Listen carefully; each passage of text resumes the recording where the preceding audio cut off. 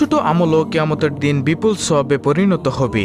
তাই ছোট বড় কোনো আমল ও সৎ কাজকে অবহেলা করা উচিত নয়। তাহলে চলুন এক এক প্রত্যেকটি দোয়া ও জিকিরের কথা আপনাদের সামনে তুলে ধরি। প্রিয় দর্শক, কাজের ফাঁকে ফাঁকে অবসর সময় আপনি করতে পারবেন আজকের ভিডিওতে এমন 10টি জিকিরের মধ্যে সর্বপ্রথম জিকিরটি হলো আল্লাহুম্মা ইন্নী আসআলুকাল আফিয়া ফিদ দুনিয়া ওয়াল আখিরা। অর্থ হলো, হে আল্লাহ, তোমার কাছে আমি দুনিয়া ও আখিরাতের নিরাপত্তা ও সুস্থতা কামনা করছি।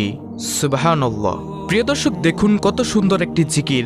আল্লাহুম্মা ইন্নী আসআলুকাল আফিয়া ফিদ দুনিয়া ওয়াল আখিরা। হে আল্লাহ, তোমার কাছে আমি দুনিয়া ও আখিরাতের নিরাপত্তা ও সুস্থতা কামনা করছি। সুবহানাল্লাহ।